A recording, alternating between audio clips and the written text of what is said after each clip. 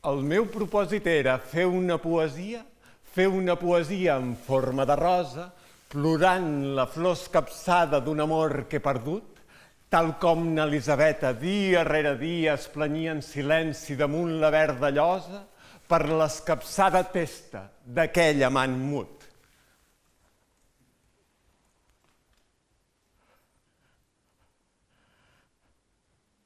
Però no em surt fer cap poesia. Només de pensar-hi la mà em tremola, em sap greu. Sé que aquesta hauria estat l'ocasió ideal per començar amb una poesia. Sé que el que espereu aquí, avui, és una poesia. Però, sincerament, si fes una poesia, no seria sincer. I, en canvi, potser aquesta és l'ocasió ideal per la sinceritat. Potser m'equivoco. Tot això ho dic en forma de reflexions i no de poesia, perquè si un moment com aquest no convida a la poesia, sí que convida a reflexionar. Així que faig aquesta reflexió. Què podria escriure en un moment com aquest que no sonés immediatament retòric? Però del Teatre Nacional de Catalunya m'arriba un encàrrec d'escriptura. Una gran institució cultural em demana que escrigui. I llavors, com ho haig de fer per no escriure? I això, a qui quan li importa, direu, són collonades teves. Què és aquesta merda? La típica autocompassió d'un imbècil que no té res a dir? Són paraules de Pasolini, No, és sinceritat. Potser, quan la llengua resisteix a transformar-se en poesia, cal dir les coses tal qual, d'una manera directa, sense metàfores, sense circumloquis, per molt que aquest llenguatge tan planer, pobre i directe sigui desagradable de sentir. Així que decideixo no fer cap poesia, decideixo no escriure res, decideixo no escriure.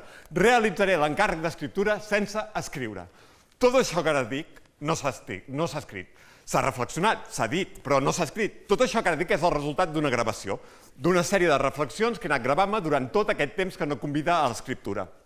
Tot seguit he passat aquestes gravacions a l'actor, que s'ha pres de memòria les paraules que ara esteu escoltant, per tornar a pronunciar aquelles mateixes paraules avui, aquí, davant vostre, posant-hi la veu i el cos, exposant-se. Potser m'hi hauria hagut de posar jo avui aquí a defensar les meves paraules, però sóc incapaç d'exposar-me amb la meva pròpia veu, amb el meu propi cos. Jo, com a molt, el que hi poso és la mà amb què escric, ben poca cosa, sobretot en un moment com aquest. Així doncs, la persona que teniu aquí al davant és algú que s'exposa per mi i diu aquestes coses estranyes, que sonen estranyes, i és inevitable que sonin estranyes. L'actor no pensa les coses que diu, només se les ha pres de memòria. S'ha pres de memòria les reflexions d'una altra persona. No, si li he demanat que no pensés el que diu, no us emprenyeu amb ell si ell no hi té res a veure. De fet, ell s'hi ha oposat a tot això. Evidentment, ha dit si haig d'anar allà, o sigui aquí, el dia aquell, o sigui avui, a defensar les paraules teves, o sigui seves, me les haig de fer meves, o sigui meves, si no, no té cap mena de sentit. Però precisament jo volia que no tingués cap mena de sentit. I volia que tingués tot el sentit del món, que no tingués cap mena de sentit, i que aquesta contradicció fos ben visible, precisament per evidenciar les contradiccions d'això que estem fent aquí avui.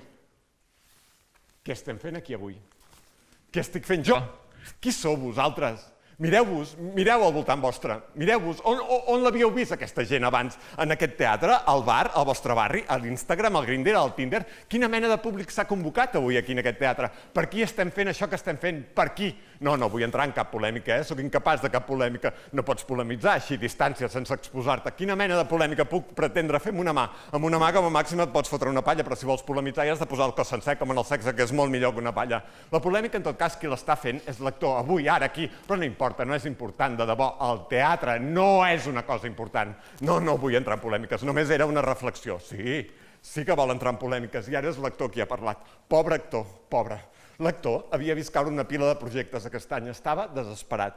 I llavors el van trucar del Teatre Nacional de Catalunya, que li brindava una oportunitat de sortir-se'n, i ara es veu forçat a pujar a l'escenari per dir que el teatre no és important i pretendre encetar una polèmica estúpida que ningú no té ganes d'escoltar i tampoc no està gaire clar de què hauria de servir. L'actor ja no tornarà a treballar mai més al Teatre Nacional de Catalunya. Ja no el trucarà ningú. Una carrera arruïnada.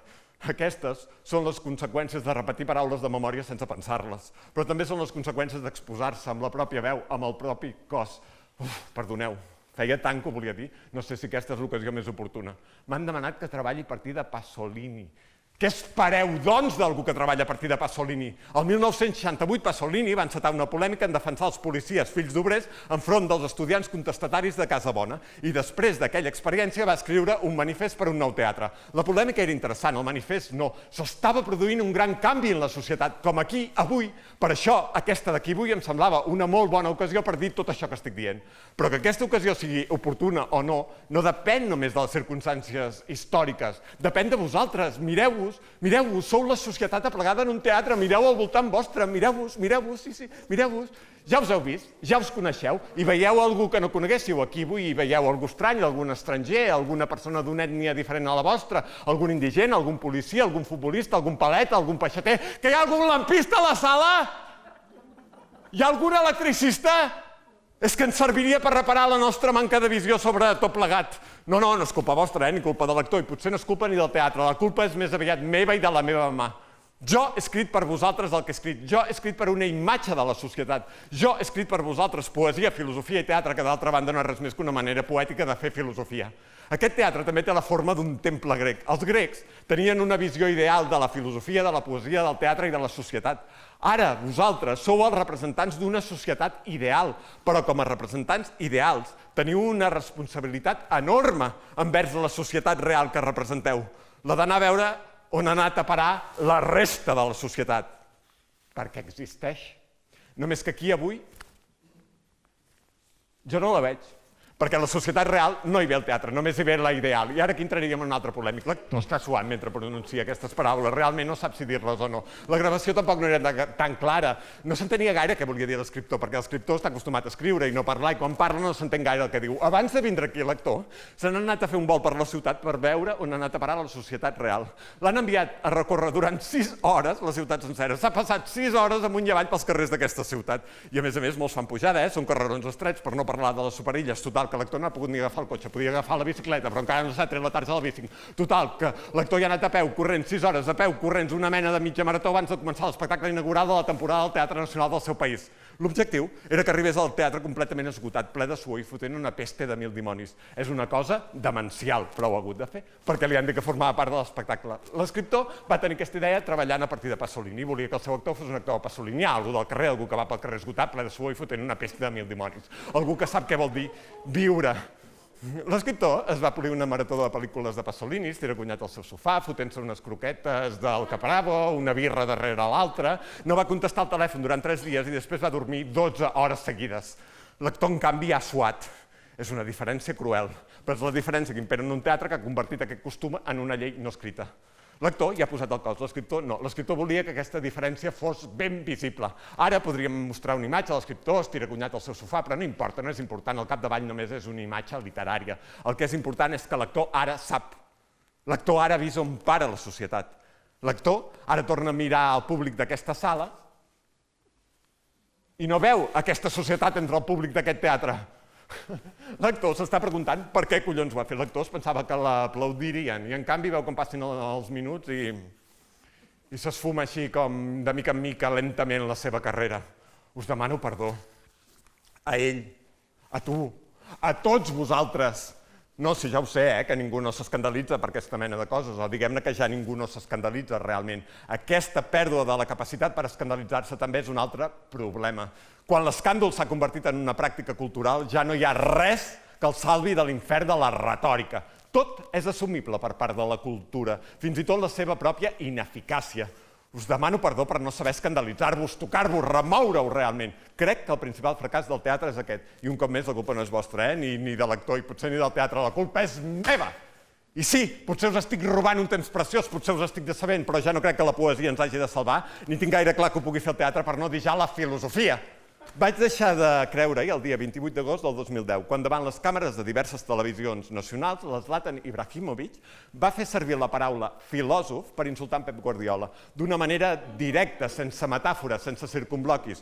No tant per l'Ibra, pobrissonet, que no ha guanyat mai una Champions. Quan l'Ibra va dir allò que va dir, tenia molt clar que la societat l'entendria en el sentit en què el va entendre. Aquella frase se sustentava sobre una legitimació cultural. Com és possible que fes servir la paraula filòsof com a insult? No és culpa de l'Ibrahimovic, ni culpa vostra, ni de l'actor. La culpa és dels filòsofs. La filosofia s'ha allunyat de la gent, quan la filosofia li hauria d'estendre la mà a la gent i, si fos possible, tocar-la. La filosofia hauria de tocar la gent com l'Zlatan Ibrahimovic, gent que corre, s'esgota, sua i fot una pudor de 1000 dimonis. A mi m'agradaria que hi fos avui aquí l'Zlatan, però no hi és. Potser hi és en Pep Guardiola. Que hi ha en Pep Guardiola a la sala? No? És igual, no hi fa res, perquè no és per en Guardiola que estic dient tot això, perquè ell ja ho ha entès el que vull dir, perquè en Pep Guardiola i jo parlem la mateixa llengua. De què ens serveix el teatre si no deixa de repetir-nos allò que ja sabem? El teatre hauria de ser per l'Zlatan, però l'Zlatan no hi va al teatre, ni quan jugava al Barça. Aquell patètic any de merda que l'Zlatan va vindre a jugar al Barça. No va venir mai a aquest teatre, ni quan el Guardiola no el convocava i ell no es presentava als partits. L'Zlatan preferia quedar-se estiragonyat al seu sofà, del seu àtic, fotent-se unes croquetes abans de vindre a aquest teatre. Val la pena reflexionar-hi sobre això.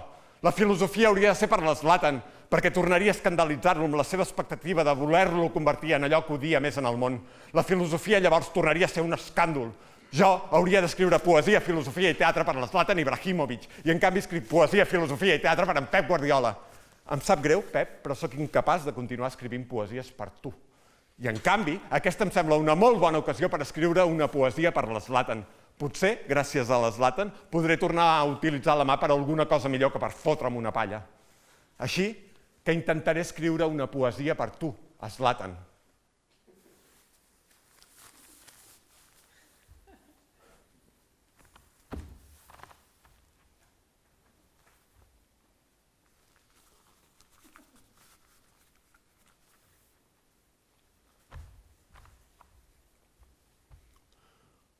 Una poesia que no té res de poètic, pobra en imatges, buida en metàfores. Una poesia mal escrita, que cansa, és bruta i carda peste. Una poesia que corre per carrers que fan pujada i són estrets. Una poesia que no l'aplaudeixen perquè està realment mal escrita. Poesia sense rimes i sense amor, Zlatan. Una poesia perdedora, que no guanya la Champions, que reconeix la seva derrota. Una poesia que ha perdut el sentit del temps, les ganes d'escriure i un amor. Una poesia que ha perdut la llengua i les paraules. Una poesia que no vol ser poesia i parla més aviat amb el seu silenci, com la testa escapçada d'un amant que només hi és per fer sentir que manca el cos. Una poesia absent, una poesia que demana ajuda a aquells que de poesia no n'han volgut mai. I només a ells els hi continua estenent la mà tremolosa, muda.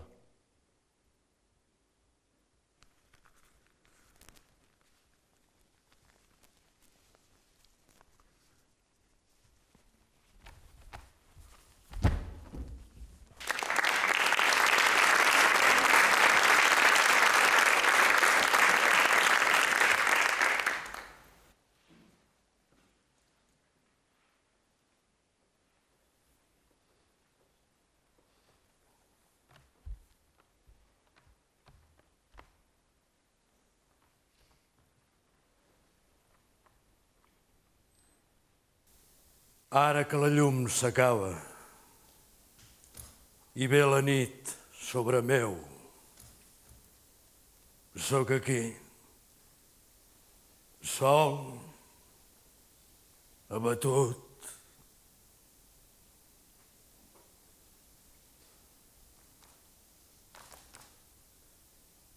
S'alça l'estol infame dels ocellots nocturns, fantasmes de la nit. Venen, em cobreixen amb les seves ales, m'atueixen, em porten tot el pes de la mort. Aquesta llosa de plom, aquest pes que sento sobre meu. Ara que la llum s'acaba, batega poderosa la solitud. Jo estava fet per estimar la companyia, però ara sé que estic sol, que tots sempre estem sols i que tots ens morim sols.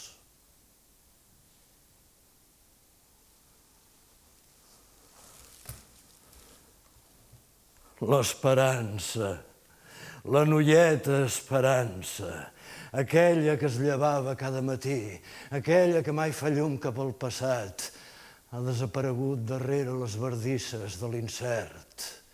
La crido i no em respon. On ets? Li dic. I res. Ella calla.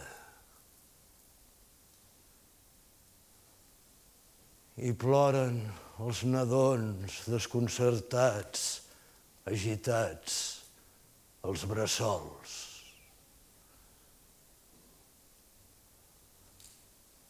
De cop la llum del sol ponent s'ha tornat verda, el mar s'ha evaporat, no hi ha mar, ni horitzó, ni països llunyans, aquells paradisos mentals. No hi ha res. Només aquest dolor que lentament rosega tots els meus músculs, els del cos i els de l'ànima.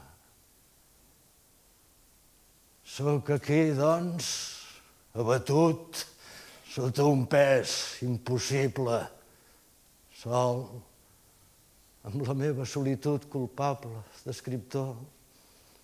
Les paraules em fugen, se'm desfan a les mans i em deixen una mena de llot putrefacte que em crema la pell. Tinc cremades de paraules desfetes, llot corrosiu i mort. No hi ha cosa pitjor que les paraules mortes. Sóc com el vell albatros abatut, que ja no pot volar.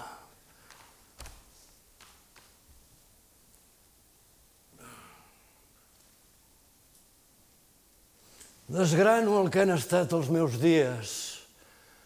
Quan vaig néixer, un vespre de gener, queien les bombes sobre Londres. A la meva ciutat, les llumanetes tristes de la postguerra vacil·laven sobre els ponts solitaris damunt de l'aigua tèrbola, damunt de l'aigua lenta d'aquell mes glacial. La paràlisi ho dominava tot. Tota la gent, silenciosa, poruga, ni tan sols es movia dins del seu pou de por.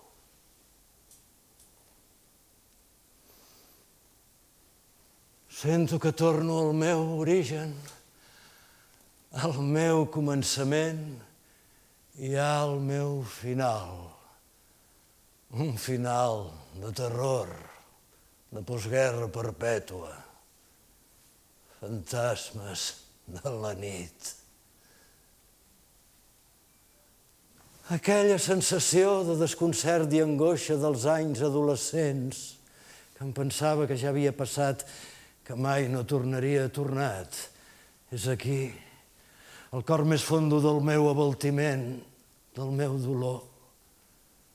Paràlisi, desconcert, un remolí que em xucla cap avall.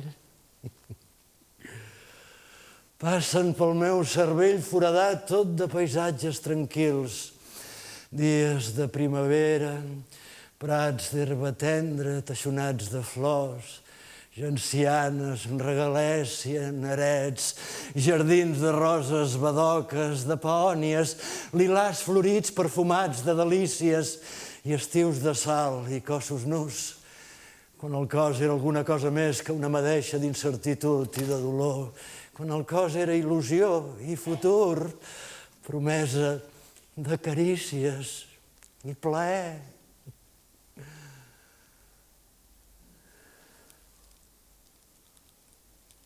Passen pel fons de l'escenari, tot de rostres perduts, amics que ja no hi són, que van marxar com si tinguessin pressa. On anaven? On anaven?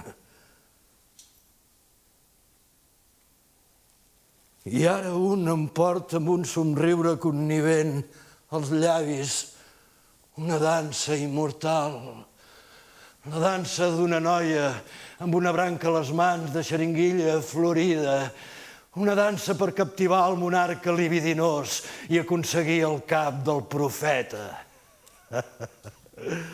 La bellesa d'aquella dansa la va veure Pasolini, el seu Vangelo, i ara em torna.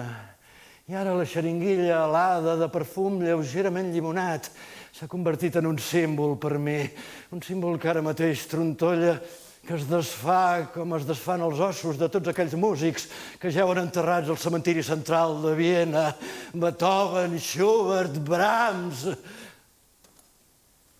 No, Mozart no hi és. A Mozart el van cobrir de calç un altre cementiri.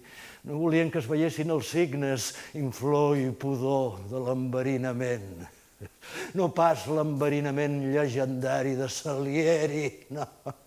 El del medicament que ell prenia i prenia per curar-se la sífilis. Pensar en Mozart me consola. Destruït, devorat per una malaltia ignominiosa com la meva, com aquesta, que lenta destrueix el meu cos i la meva ànima, la meva terra, la meva llengua, el meu passat, la meva història, tot el que sóc. La malaltia es diu mort.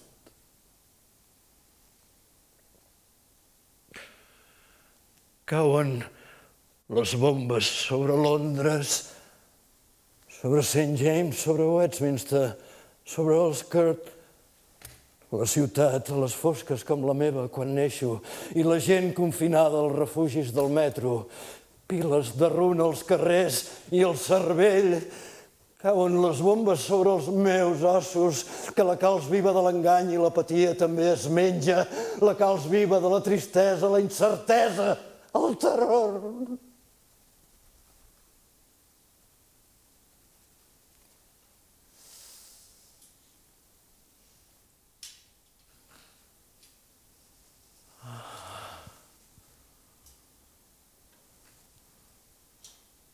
Sento com torna aquell vespre de juny. A la nostra ciutat els capvespres de juny eren llargs, la llum marxava lenta. Un amic meu i jo sortíem a les tardes a passejar pel bosc. Parlàvem i callàvem. Ell filosofava, era la seva passió. Jo escoltava. A vegades parlàvem de música. Jo defensava Mozart, ell Beethoven. Jo a vegades cantava l'Ave Maristela o el Veni Creator. A vegades cantàvem tots dos a dues veus. Tot el món exultava.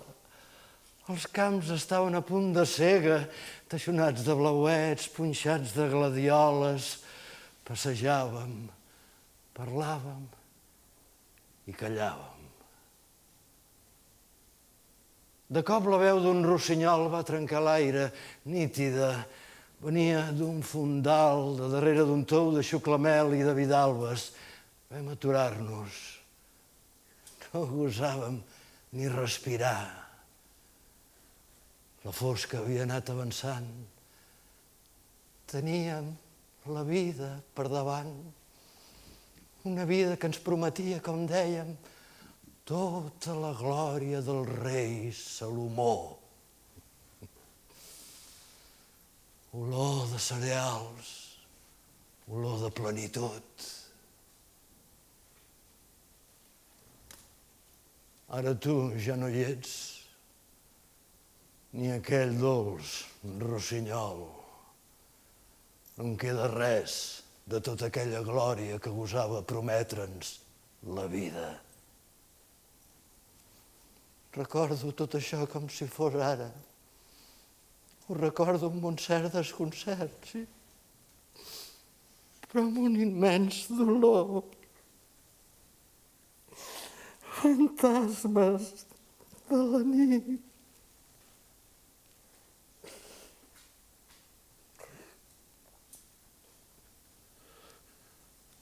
Cauen les bombes sobre Londres, sobre els boscos on passejàvem, on vam sentir aquell rossinyol.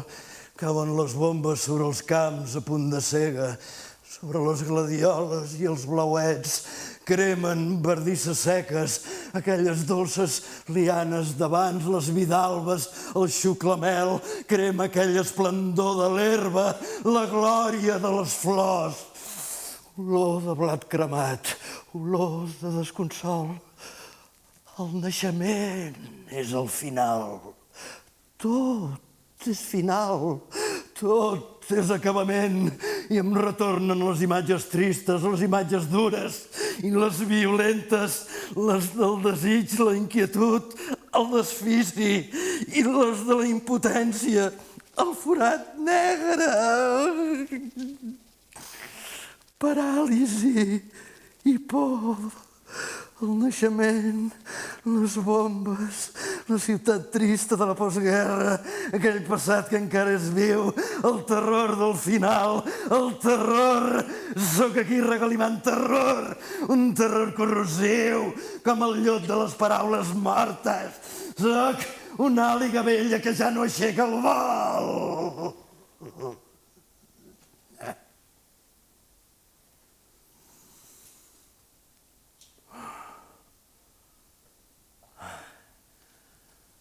El pi, la merla encara canta.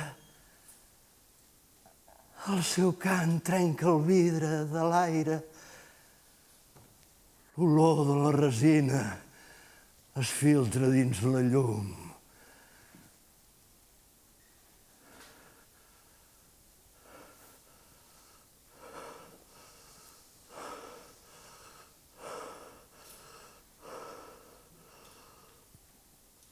És l'olor de l'ungüent que ve embalsamar el món. Oh, tu, naturalesa destructiva, tingues pietat, si pots. Si és cas d'acabar amb mi, dissol abans els fantasmes nocturns que no paren de torturar-me. Crema i allunya totes aquestes dèries que m'esclafen quan es fa fosc, cada nit, cada dia. Inac lacrimarum valle, oh clemens, oh pia.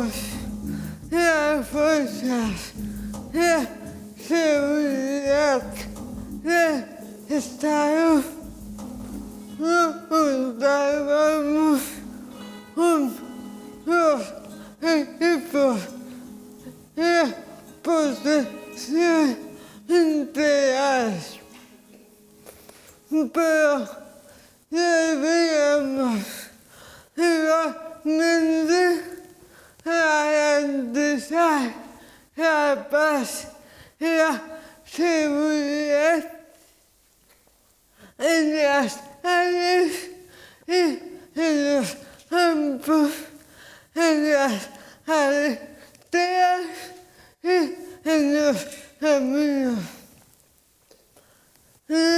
Mascarillas teníamos, mascarillas que, como ustedes saben, para la policía son especiales debido a muchos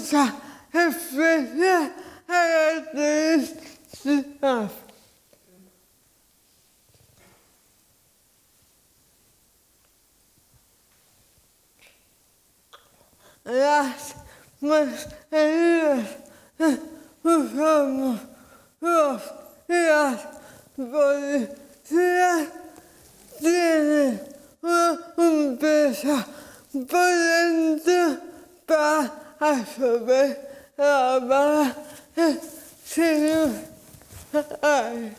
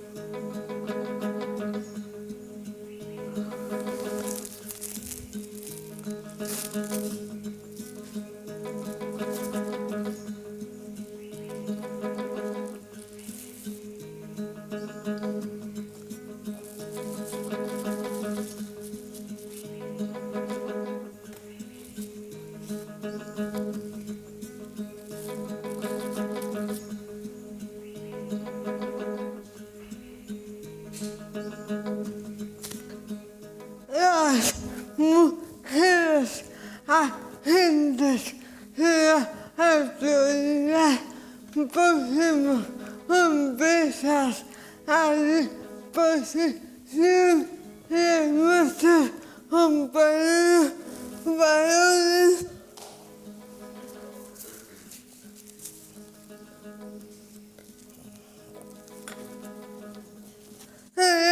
Enseñarnos a usarla.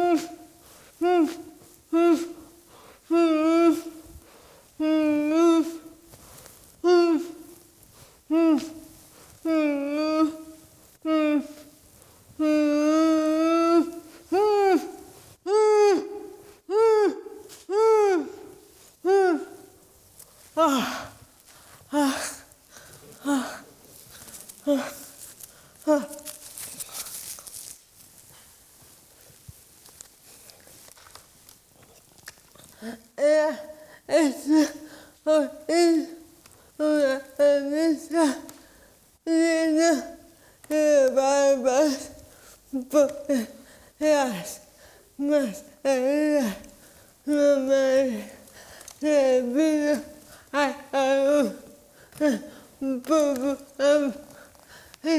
es importante así barbear aún más. Si antes la gente sobre todo los inmigrantes la vida cuando nos veían pasar imagínense ahora en tiempos de pandemia nuestro barbero habitual y resulta aterrador. Voy a hacer una ruta real salida a entrar.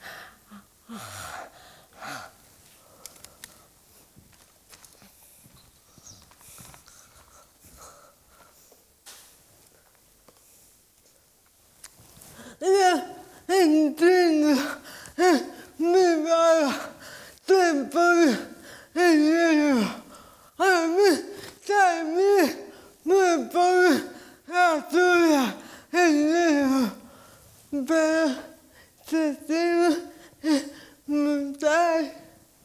36.6 era mensurar.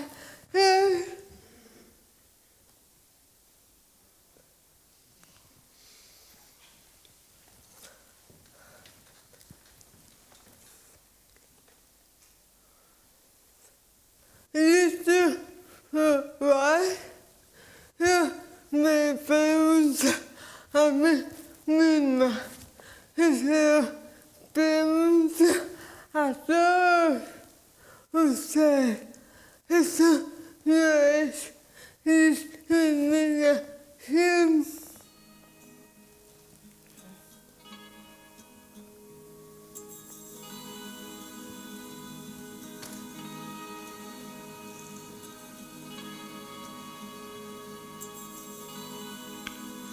Não me está discriminando a mim.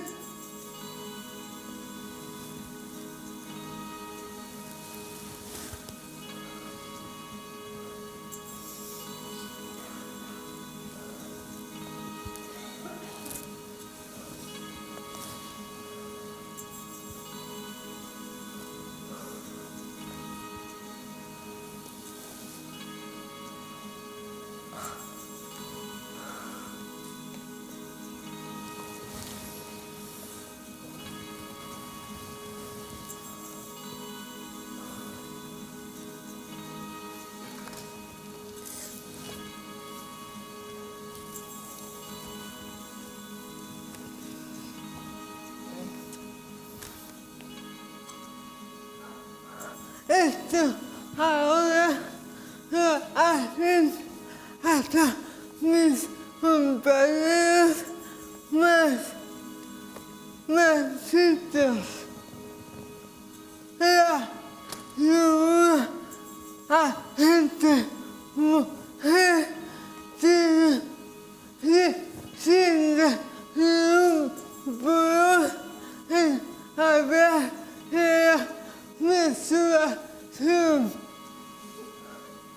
No puedo ir patrulando con esa gente por un país que me está a 20 años y 40 años de peso y decir,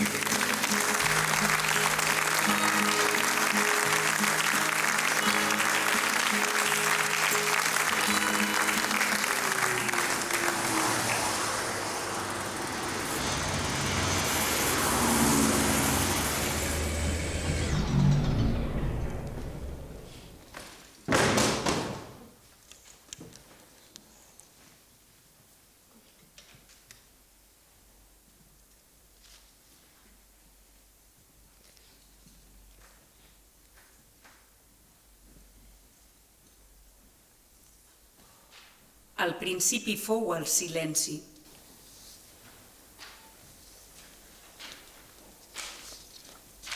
És tan viu encara?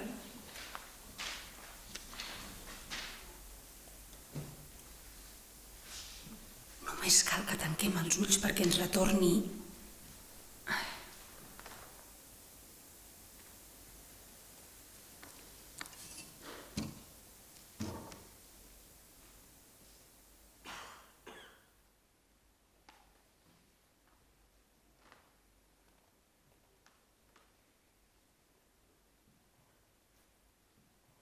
Al principi d'aquell silenci, fendia l'aire.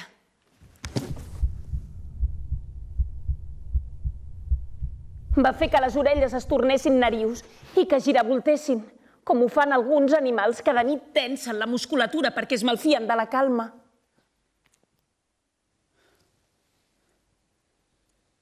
En aquest estat expectant, hem endivinat el bo i intuït el pitjor.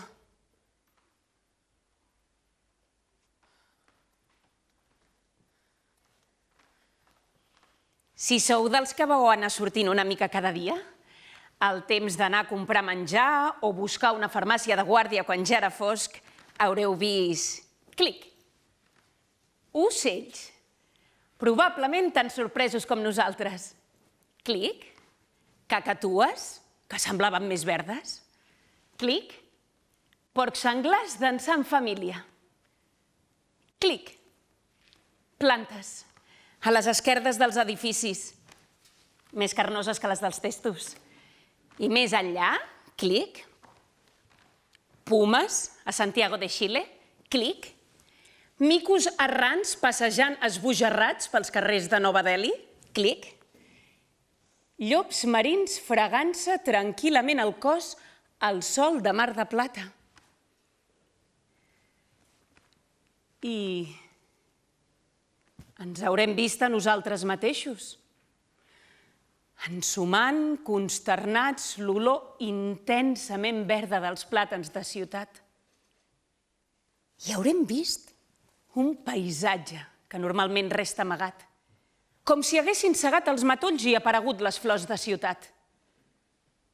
Rams fets de flors esparses, d'éssers solitaris, de vagabunds buscant refugi en els supermercats nocturns, desprotegits, estabornits, desinformats, distrets, com sempre. Però satisfets, perquè la nostra desaparició de mesos els ha estalviat el nostre constant menyspreu. I haurem vist homes i dones, riders del matí i de la nit, veloços amb l'esquena doblegada, encastada en una caixa gegant. I fileres de gent esperant un menjar, al qual tenen un dret incondicional, inqüestionable, fonamental, indiscutible, unconditional.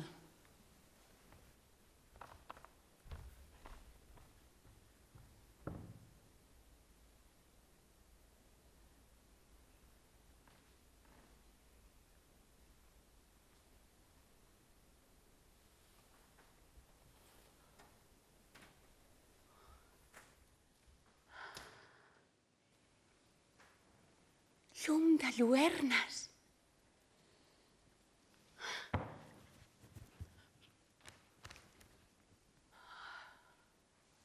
Llum de lluernes. L'1 de febrer de 1941, en plena guerra, amb els avions, les bombes i els reflectors clivellant l'aire, Pier Paolo Pasolini, aleshores un noi de prou feines, 19 anys, escriu una carta al seu estimat Franco Farolfi per explicar-li el seu estat exultant després de tornar d'un passeig nocturn i haver descobert, escriu, una quantita immensa di lucciole que formava en els seus envolts amorosos petits boscos de foc contra el marc de reflectors de guerra. L'1 de febrer de 1975, 34 anys després, I 9 mesos abans de la seva mort, Pasolini, en un article al Corriere della Sera, lamenta la desaparició de les lluernes a causa de la contaminació de l'aire i de l'aigua. Les lluernes, diu, són ja una cosa del passat. Com són cosa del passat els gestos antics, els cants, els cossos fets al treball. Tot el que ens parla d'un món preindustrial, engolit per l'hedonisme ferotge de la societat de consum. No fa gaire, ho sabem, aquí mateix, les sirenes de les ambulàncies s'obrien camí per salvar majoritàriament cossos vells, de mans sàvies i gestos antics. Un dia d'aquests, desesperant, va sonar el timbre de la porta. Obro. Mantenim les distàncies, però ens saludem amb veu alta, massa. La veïna m'allarga una bossa de plàstic on hi ha escrit en bolígraf «Ànims». Dins 4 mascaretes. La senyora Chang s'acomiada. Sento que va passant per la resta de portes del veïnat. No tots obren la porta. Després, de mica en mica, ha anat tornant el soroll. No pas de festa.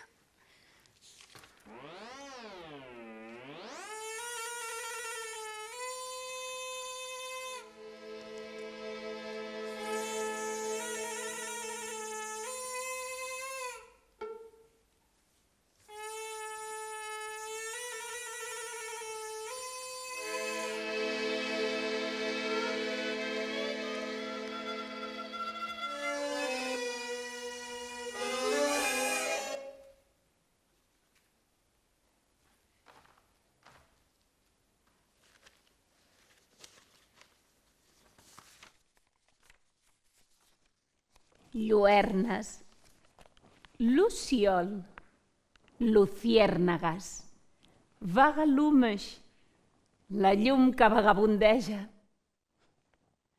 No us heu parat a pensar mai a què respon aquest deliri d'apagades i d'enceses de punts lluminosos que veiem quan sobrevolem una ciutat a la nit?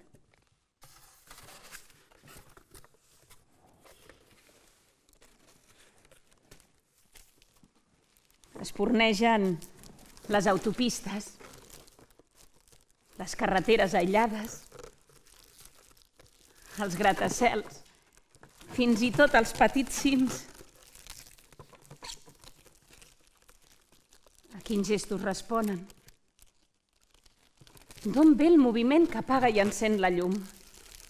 Quines inquietuds, quins amors, quines desesperances, i quines maldats, i quines covardies.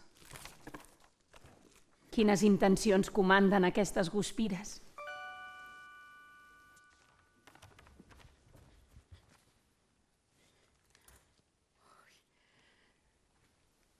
Quin encàrrec més bonic que m'has fet. Doncs sí, et puc dir que fa uns dies vam veure lluernes en aquest racó del Pirineu. N'hem vistes 3 i el meu fill les va fotografiar. Vols que t'enviï les fotos? Fins aviat, guapa. La llum del futur no para ni per un instant de ferir-nos. És aquí que crema, en cada un dels nostres actes quotidians. Hi ha 5 grans parcs temàtics del món dedicats a contemplar el vol de les lluernes. L'any 2017, el del Jardí de les Peònies de Wuhan va haver de substituir les lluernes per llums LED. Les molèsties provocades per l'assistència massiva de turistes arriscaven una nova desaparició de les lluernes. la llum del futur, no para ni per un instant de ferir-nos. És aquí que crema, en cada un dels nostres actes quotidians. Pier Paolo Pasolini.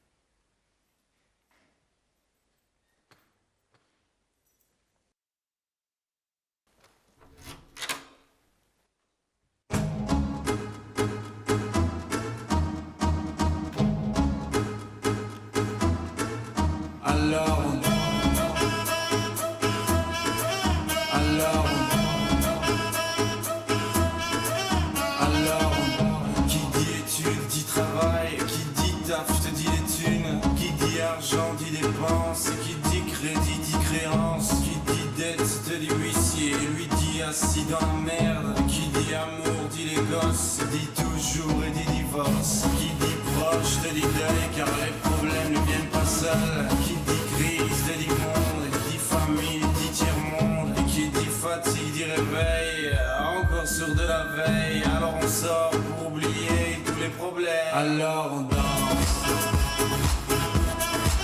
alors... Avui, un altre dia de merda, com tots. Les cues a l'oficina són cada cop més llargues. He atès tanta gent que al final se'n barrejaven les cares, les històries, els esquemes familiars i les llengües, colors de pell, textures de cabell, fesomia, personalitat, sexe. Se'n fusionen tots en una sola massa humana de misèria i de pobresa. No, jo no em dic en risc d'exclusió social, que es foti el departament i el seu llenguatge correcte, que l'únic que fa és tapar la realitat. Són pobres de solemnitat, que han estat expulsats als marges infrahumans d'aquesta màquina de trinxar vides que és el nostre sistema. Anuncis de compra. Compra, compra, compra, per tot arreu. Mentre que hi ha qui ha de pidolar un paquet d'arròs. Diners malgastats en imbecilitats inútils quan jo sé que tal carrer, tal número, tal família viu sencera en una habitació minúscula sense aire, ni llum, ni res de res. Hipòcrites! Després et diran que ets molt crítica, tu, molt negativa, que pesada amb els nens pobres, sempre parlant dels nens pobres. O et diran que d'aquí has de sentir penes dels pobres modernets que ja no poden agafar un vol barat per anar a passar el cap de setmana a Roma.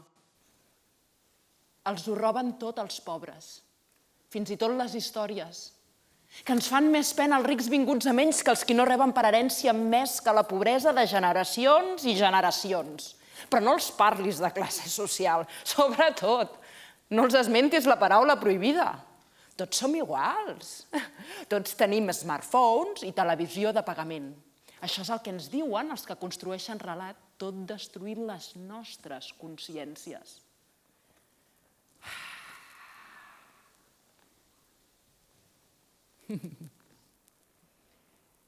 Si pogués, deixaria la feina. Qui em manava a mi anar-me ficant al terreny de l'assistència social? La vocació, no? Les ganes d'ajudar els altres. Era això el que volíem fer, oi? No comptàvem amb la perversió del sistema ni amb la impotència. De vegades em faig sang els llavis mossegant-me'ls de ràbia. La ràbia inútil de la treballadora social.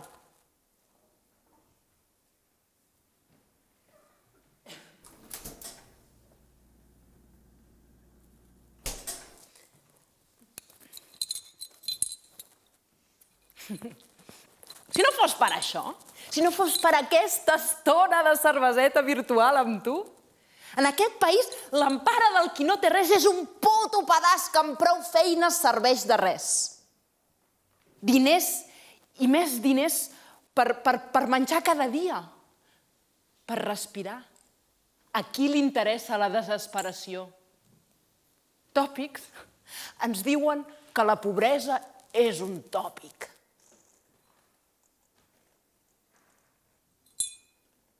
També em faig un fart d'esbroncar els meus usuaris, no et pensis. Sobretot quan em demanen, quan em supliquen, quan em diuen per favor 30.000 cops en 30.000 idiomes. que això no és caritat, que això és justícia. Per favor, per favor, per favor, per favor, per favor. Que no, cony, que hi tens dret perquè ets persona. Persona! Els tracten com idiotes, com a nens petits només perquè són pobres. Es veu que la pobresa et fa baixar el coeficient intel·lectual i el coeficient de mínima dignitat. Els parlen de tu, perquè molts són estrangers i els estrangers ningú els parlen de vostè. Si fossin xeics àrabs, sí, aquests excel·lència i el que faci falta. Però els pobres, tant se val d'on vinguin i el que parlin. Els diuen de tu i molt a poc a poc. Jo tinc una companya sàdica. Ja ni s'esforça a dissimular-ho. Els usuaris li donen feina, però els tracta com si fossin despulles humanes. Avui me les he tingut amb ella. M'ha etzibat que feia masses informes favorables, que no pot ser que tothom que vingui a demanar ajuda la necessiti de debò. Que sóc bleda i que sóc tova i que es nota que em compadeixo dels meus perquè són els meus. Ho té tot. Racista, classista i masclista. I no trigaran a ascendir-la. Li he contestat si és que ara hem de fer de policies. Deu ser que aquests desgraciats que fan cua al banc dels aliments des de la matinada és perquè no tenen res millor a fer. Va, no em parlis de racisme que no acabaria mai. Ara tothom posa un genoll a terra. Estic ben farta de postureig. Hipòcrites i impostors. Això és el que són. Ara correm i tots a buscar una nota de color per no quedar malament. Ara vinc a apropar-nos a les persones en condició de racialització per no quedar com el que som. Explica'ns la teva història de racisme de cada dia, de com et miren malament o com t'insulten per ser negre. Però ai, no els parlis mai de misèria, que això és tot un tòpic. Aneu a la merda, home! Què us penseu, que el problema més gros que tenim és que no hi hagi prou notes de colors a les revistes o a les sèries? Mira, si torno a escoltar allò de terra d'acollida, juro que em poso a vomitar. Sempre preocupats de qui som nosaltres. A punt per penjar-nos les medalles dels més inclusius, els més integradors, els més acollidors. Va, home, va! Que recollir algú al mig del mar per deixar-lo en una terra amb un bocata i que s'espavili tot sol, això no és acollir, això és recollir.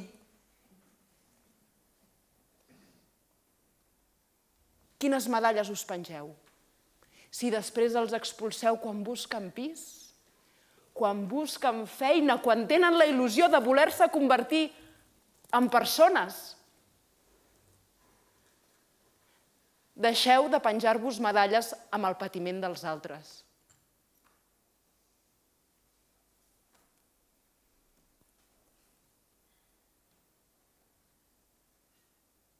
Tu te'n recordes d'aquells que van rescatar de manera espectacular al mig del mar després de naufragar durant dies? On són? Què se n'ha fet? Doncs ja t'ho dic jo. Són a les cues de la fam. L'altre dia em vaig trobar amb un d'ells i em va preguntar que què volia dir volem acollir. Bueno, almenys sortia guapo, no?, en el vídeo que ens van gravar els que ens van rescatar. Em va dir, perquè ja ho saps, sense càmeres no rescata a ningú. Per damunt de tot, hem d'entretenir el personal i un heroi sense testimonis, sense càmeres, és de tot menys un heroi. Aquell dia tothom es va penjar la medalla, però ara els supervivents naufraguen a terra. Uns els han denegat l'asil. Els altres, que es creuen més bons perquè tenen la pancarta de volem acollir penjada al balcó, els neguen casa i feina. No calen fronteres físiques si tens fronteres administratives.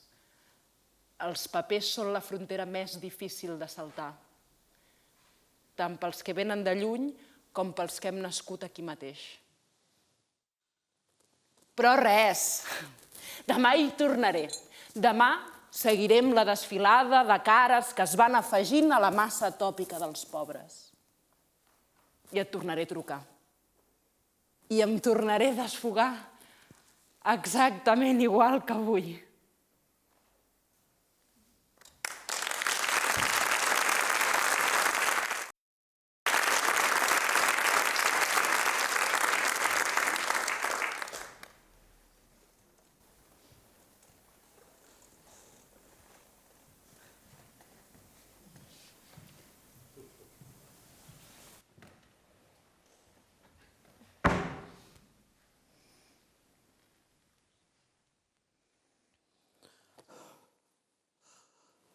No sóc tanta. Anys de ruïnes davant meu. No sóc ell. Extensions de fruiters darrere meu. Aigua i més aigua. Aquell que sóc ara. No veig rostre. No en tinc. No en dic tanta. Sóc aquell que té gana. Aquell que té set. Però ja no sóc. Vaig ser. Ara que vull la vida, no la tinc. Amb mi no res. A sobre, buit. Miro el buit. Ningú a sobre. Aquí tots al seu lloc. Els sexes, els cossos, la bellesa dels sexes, dels cossos, i jo al davant.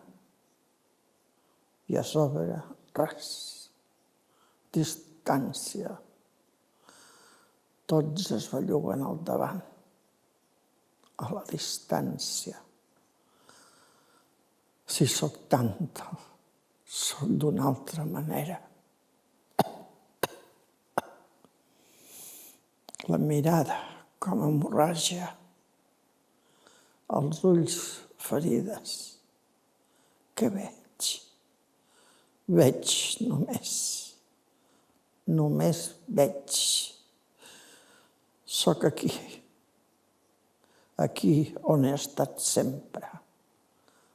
Aquí on em van portar. Aquí on em vaig quedar. No vaig marxar. Immòbil aquí. La immobilitat és el meu mite. El meu mite sóc jo. Només ell i jo. Cos que està dret, rígid, adreçat, endavant. Només endavant. No veig. Per què només veig? Estic dret i veig, però només veig. Res no ve, res no s'acosta. Totes les coses responen, però no venen. No responen, no s'acosten.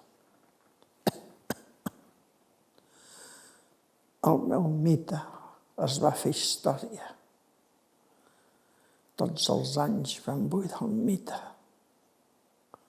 Ara mesuro el temps, mesuro la història, mesuro la distància, mesuro allò que no veig, mesuro allò que no ve, allò que no s'acosta, allò que no respon. Em puc girar endavant. Ho faig, però no m'acosto a res. Vaig cap a ell, aquí m'acosto. No m'hi acosto. No vaig cap a ell. És a prop. És molt a prop. Però no hi arribo. No hi arribo. Sóc aquí. No sóc allà. Distància. Jo aquí, ell allà. El miro, no em mira, no pot, no sap que sóc aquí.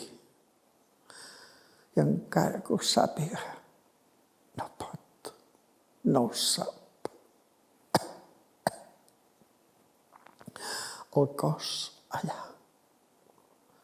fa giravolts de dansa, obre els braços, els tensa, Obre els dits, els tensa, acluca els ulls, canta.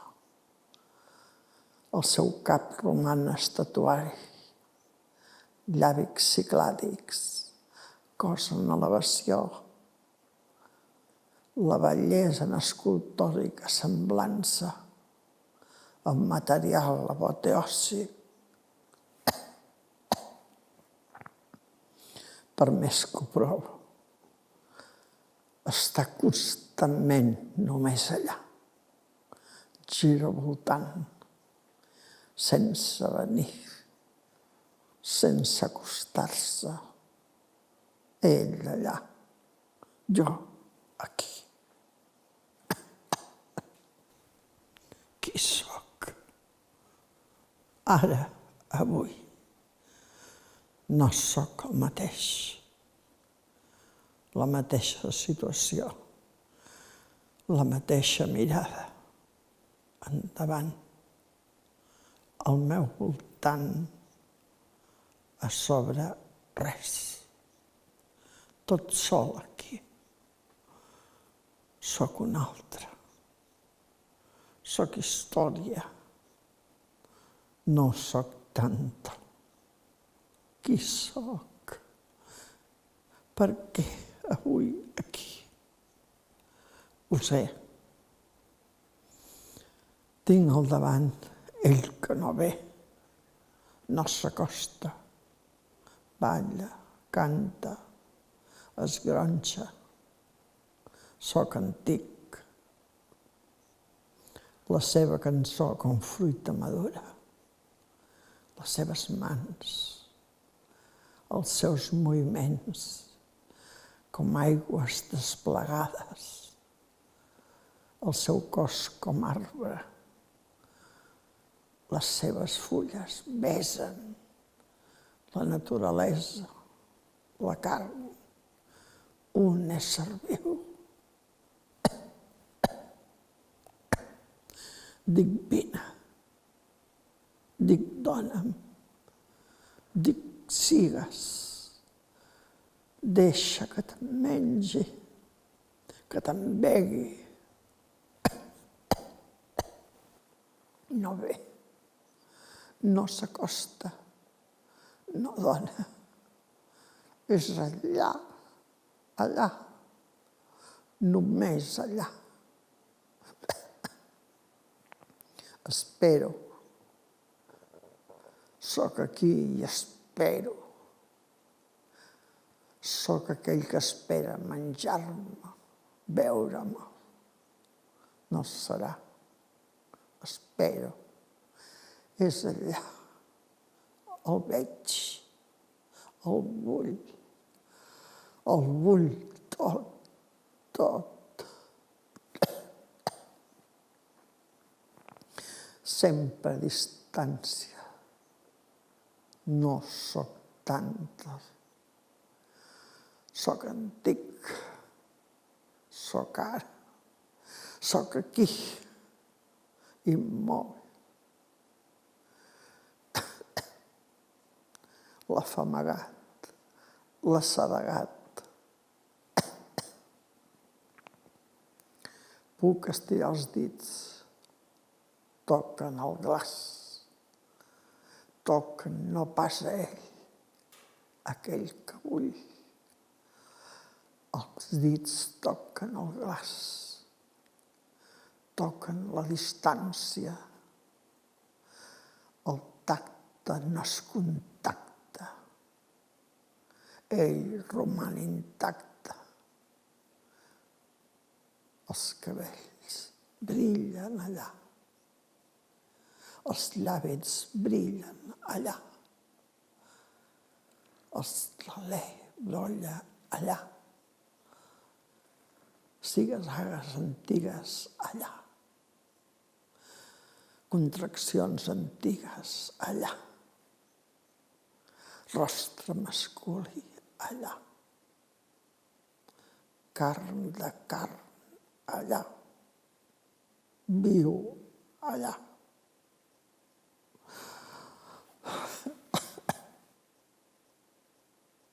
No sóc tanto. Sóc ell. El meu nom és...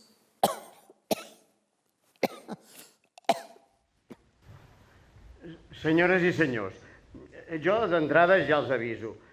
Soc hostil a les coses, enemic de la natura, adversari de Déu. Estic en contra dels animals. M'oposo recalcitrant a la vida humana. Odio els colors, detesto els sabors, les olors les abomino. Tinc al·lèrgia al món real, sigui com sigui. Qualsevol presència m'horripila. Em fa ràbia el llenguatge. El temps més insuportable. Maldic totes les llengües, m'escapo de tot indret, la nit la blasmo, el dia em perjudica, l'ésser em provoca nàusees, la famosa no sé. M'horroritzen les idees, m'escapoleixo dels records, els sentiments em repugnen, tot el que cau pel seu pes em fot fàstic i no puc sofrir res del que els hi passa pel cap en els homes, perquè el meu propi pensament ja em resulta insuportable. Ara escoltem i seguim.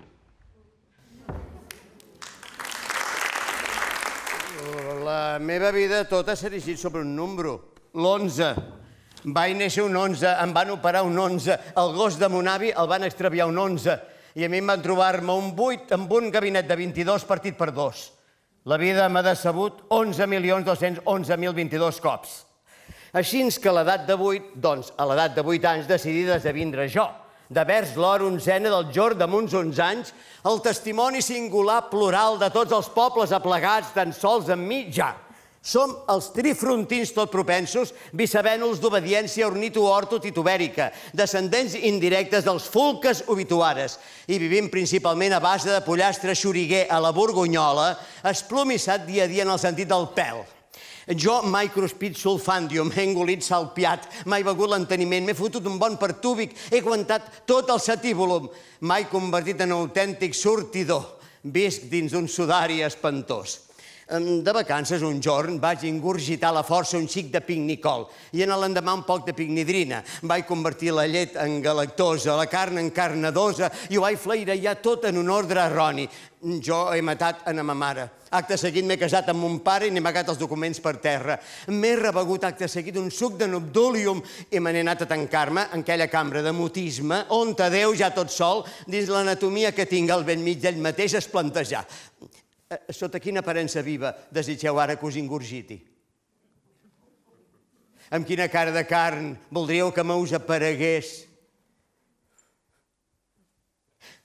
Som els epiclastes túrbics.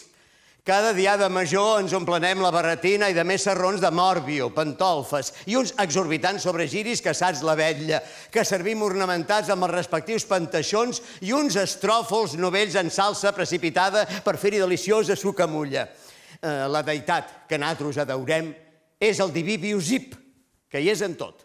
2 cops per tot, 3 cops, sisplau, i un cop de sort. I, a més, mos adorem també en altres mateixos. Li preguem 2 vegades al dia amb el ventre doblegat en 4 plecs i a ulls clucs.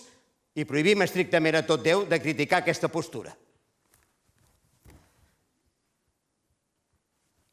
Ma mare, el dia en què tingué i s'abaté sobre mi la tapadora també dita ganiveta de la vida, aquell dia em va caure als peus. I aquí em teniu davant meu. Aparescut un cop sec. El 18è correciso a 3:15 amb 5 del punt terminant. No recordo qui, si de mi o d'ella, volia restablir l'ordre entre les coses a lloc. M'hauria estimat més dipositar amb la vida el seu rocós ventre, del qual mai no n'hauria hagut de sortir. Però ma mare va endinyar amb tots els mots en va i els mots en P en l'orilla esquerra. I mon pare tots els en B i amb xeix en el baix aurell. I és de llavors ençà que em sento perforada per tot allò que pronuncio i experimento quan parlo aquesta persistent sensació, un dolor circular de vacuïtat. A cada respiració noto la catàstrofe d'enfonsar amb el pou buit de la creació. He vist l'interior de totes les dones, pel forat de la respiració del cigall, i no hi he vist res dintre el ventre infecund de mon pare, un humagre capiot. Però l'endemà, en companyia d'en Simó Barlambi, varen veure el de dins de l'agradable ventre de la meva mare pòtica. Vaig escampar un bon raig de jacúlium i de jaculatum. Em vaig de circumscriure en la cadena mare i em vaig circumcidar. Sol a la terra ja, vaig deixar que el cos em conduís de pet a la medicina i li vaig escampar tot. Nosaltres, els antropoides de rostre immòbil, tenim per moneda l'esplaig. Un esplaig equival a 18 gravulosos i la meitat a la meitat. El reste 16% del mateix, el qual podeu comptar que fa pel capal una picossada i pico, quan una picossada ja vindria a equivaldre entre 17 i 18, els 9 bistros, que valen com 2 viejos platxos. Preconitzem el límit de la solució abortiva fins a 6 dies després del naixement d'un nano, en cas que fos de sexe feble, o d'una nana humana entesa amb el sentit radical del terme, en el cas que tal cosa s'escaigués, a fi de reequilibrar les quotes. M'enduc aquest cap d'home d'aquí, que estic en tot solat, catastròficament absent. Bàsicament no hi soc. Em vull desfer per fi de tot el que continc i tocar de peus a terra.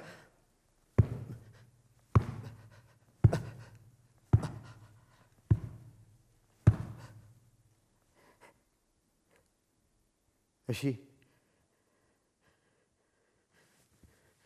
Som els deuteròlegs palmats, grumugis alterlucidadors.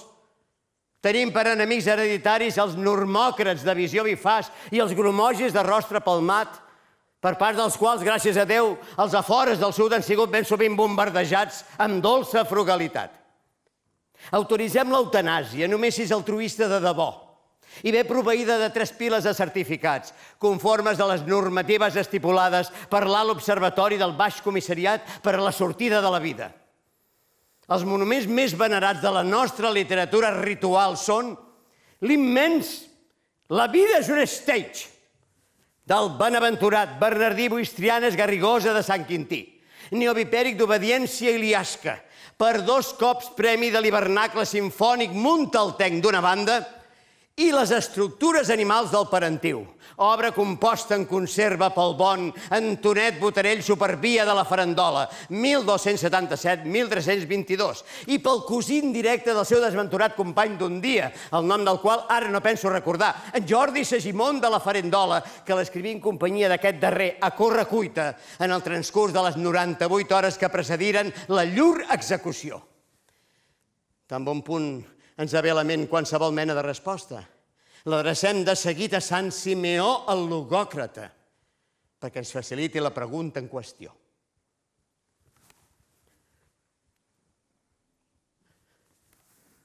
Vaig fer un llibre d'un sol solc i el vaig titular Sí. Aleshores, vaig escriure la paraula sí per fer-ne un llibre mort i llibre de vida. Per morir-me de vida, vaig fer un llibre acabat amb un sí de 800.000 quilòmetres de llargària.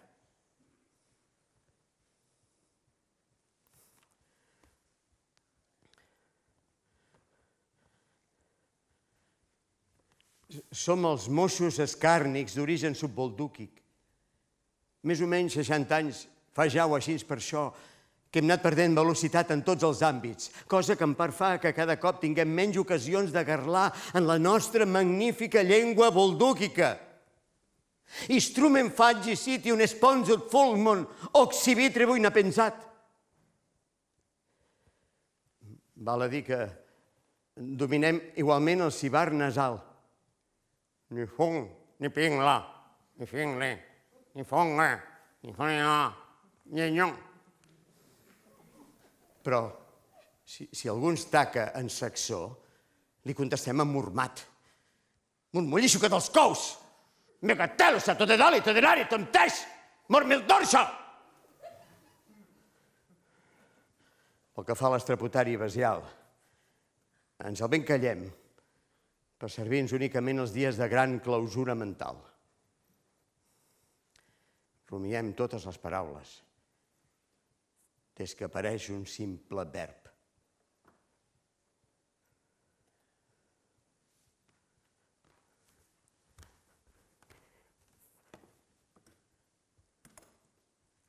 I així és com la lògica ens ha destruït.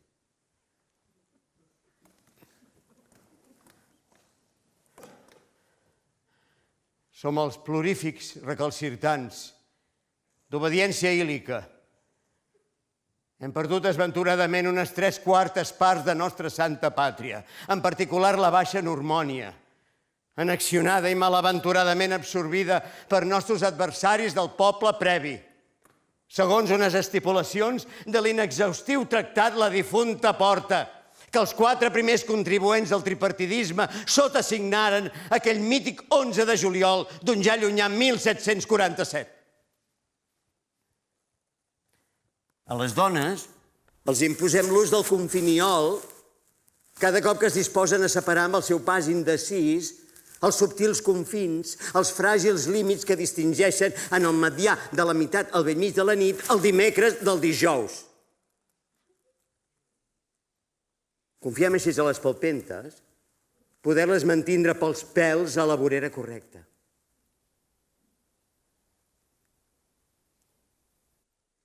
La gent d'aquí, tots plegats, som el món, però no som d'aquest món. Els pensaments no són més que un murmuri del cervell. Som els deuteroclastes rabiosos, covers dels antropoflexibles de cabeça culpable. Almenys un cop al mes practiquem el cúmulum stridens amb les nostres mamis vivípares.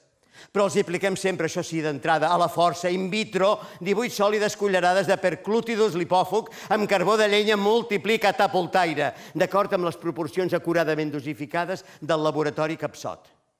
Oh, Déu meu, feu-me absent a mi mateix d'ara endavant, indemne a la pròpia existència, al marge de tots els mots que he dit.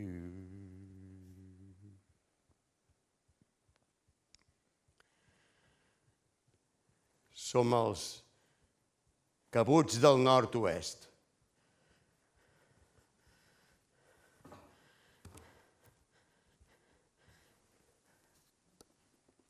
Ens emmirallem amb perpètua lentitud en els pobles d'altri i esperem alhora altruïtzar-los a la llarga. Però és que és tan curta aquesta tasca. Som de religió amnèsica.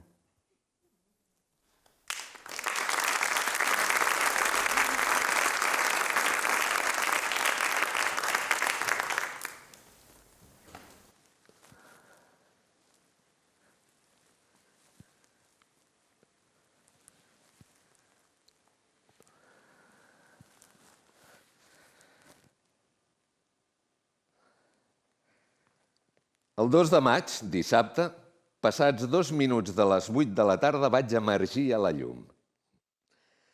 Vaig abandonar per primera vegada els meus veïns amb els seus aplaudiments entusiastes i vaig enfilar cap a la serralada litoral feliç com un escolà que surt a pati.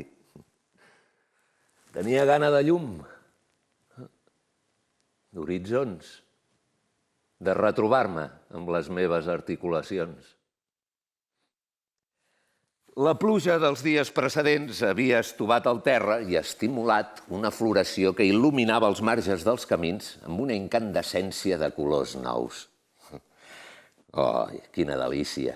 Caminar a passes llargues, respirar profundament, sentir a la cara una brisa fresca, sentir com la meva ànima es desentomia i es desplegava emplenant tot l'horitzó. Entre els pàmpols transparents de les vinyes penjava ja l'esbós dels raïms primerencs d'un verd intens. La resurrecció de les vinyes té quelcom de miraculós per qui ha crescut entre eines de conreu. Els grecs deien que els homes som els ulls que la natura s'ha donat a si mateixa per contemplar la seva bellesa. Sense l'home, la natura seguiria aquí, però seria cega.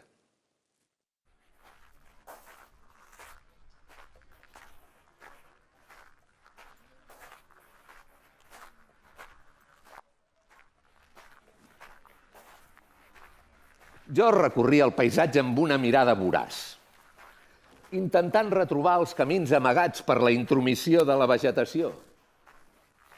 Tot aquell esplendor tan fràgil de la humil flora silvestre semblava estar només a la meva disposició.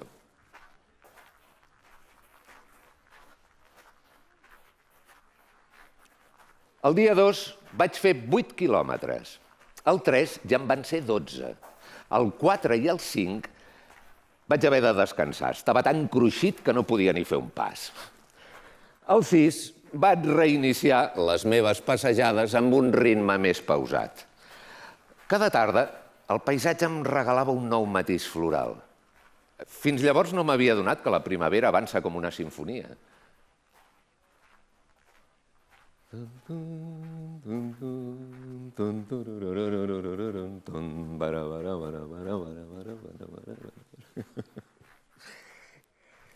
De tant en tant em creuava amb parelles que parlaven pels mòbils, runners que intentaven arribar puntuals a la seva cita amb el cronòmetre i ciclistes que corrien com en desbandada.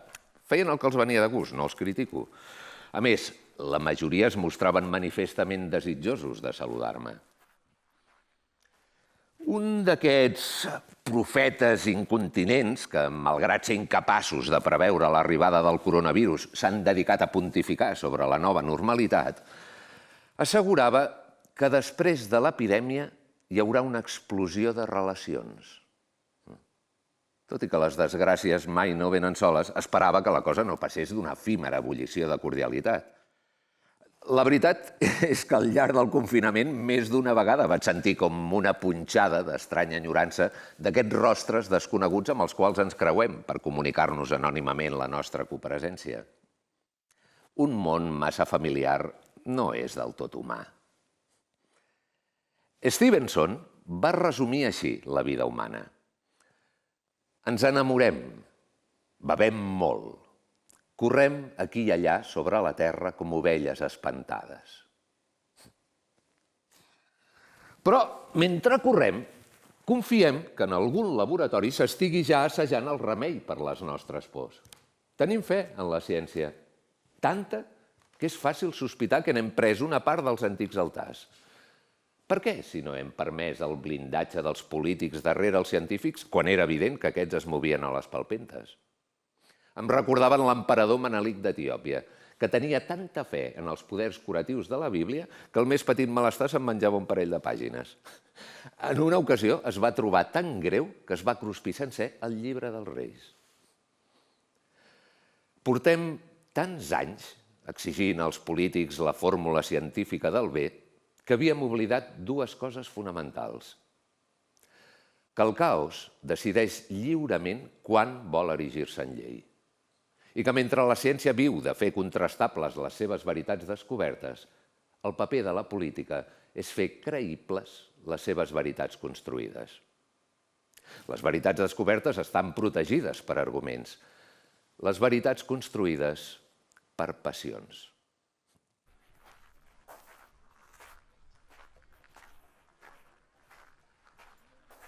Les veritats construïdes es nodreixen d'il·lusions. També de la il·lusió de l'oblit. No per casualitat la memòria és la gran pròfuga de la vida en comú. A les ciutats, l'esperança cotitza més alt que la memòria. Vivíem, doncs, còmodament en l'oblit, quan el coronavirus va trucar a casa nostra amb la fatxenda d'un parent pobre, anacrònic i desvergonyit, que es presenta d'improvís al mig d'un sopar sofisticat amb els amics. Mentre li fèiem un lloc a taula, ens preguntàvem per què havíem de pagar nosaltres la bogeria d'un xinès remot que li havia fotut una caixa helada a un filet de pangolí. Crèiem que la ciència estava a punt de fer-nos immortals, o almenys posthumans. I aquest virus, invisible i amoral, va trasbalsar la nostra vida imposant una sobirania tan contundent que no discrimina. Mata com un nen que juga a matar, sense odi. No té cap raó de ser moral. No hem fet res per merèixer-ho. No ens l'ha portat ni la nostra virtut ni el nostre vici. No li interessen ni la lògica ni l'estètica. D'un dia a l'altre, els hospitals estaven desbordats i van passar, sense cap debat, de ser kantians a ser utilitaristes, recorrent sense problemes de consciència a un principi moral sacrificial amb els més vells, convertits en víctimes expiatòries. No feu cas dels que us aconsellen viure d'acord amb la naturalesa. El virus és la naturalesa.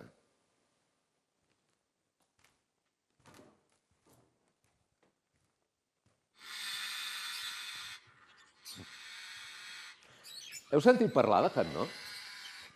Era un cartaginès decidit a ser un déu. Va ensenyar en un lloc secret un munt de lloros i cotorres a dir «Hanno és Déu!» i les va alliberar perquè prediquessin aquest evangeli. Els cartaginesos immediatament van començar a aixecar-li temples.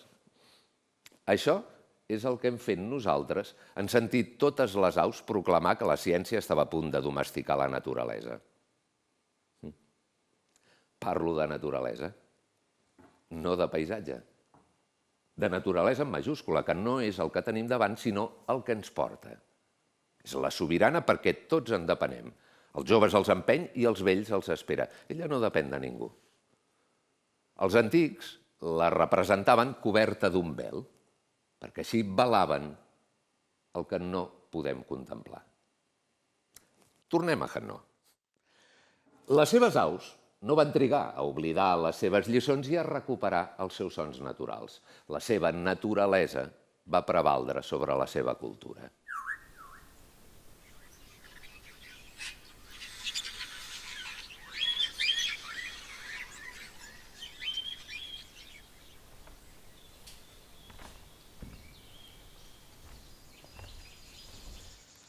El 26 d'abril de 1986 va tenir lloc l'accident nuclear de Txernòbil.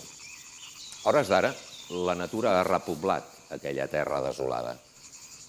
Els arbres creixen a les teulades de les cases, desplegant les seves arrels per entre les canonades abandonades, i els horts maduren els fruits més atractius i verinosos. Tot té una bellesa inquietant. Els nivells de radiació continuen sent alts. Els arbres fan fulles vermelles, les granotes són més fosques, els insectes viuen menys, hi ha ocells albins i animals secs, però això no escandalitza gens ni mica la naturalesa. Si veiéssim la naturalesa tal com és, desvelada, no podríem gaudir de cap paisatge. Però disposem de la cultura per amagar-la. Aquesta és la seva funció. Necessitem oblidar la insolència del virus en recordar-nos com n'és de fàcil morir a deshora, a contratemps, sense raó ni propòsit, en qualsevol moment. Els teatres, llibreries i cinemes tancats durant el confinament deien que no hi havia ningú velant la naturalesa, que no hi ha excepció a les nostres vides que no sigui la manifestació de l'ordre natural de les coses. Hi ha mort perquè hi ha vida, però l'oblit de la mort és la vida. Per això, per oblidar, en el moment que ens han deixat sortir de casa, ens hem posat a caminar i a córrer. Ho fem per deixar enrere el riure de la naturalesa. Ho fem perquè el primer do que el Prometeu d'Èsquil va lliurar als humans no va ser el foc, sinó l'esperança cega.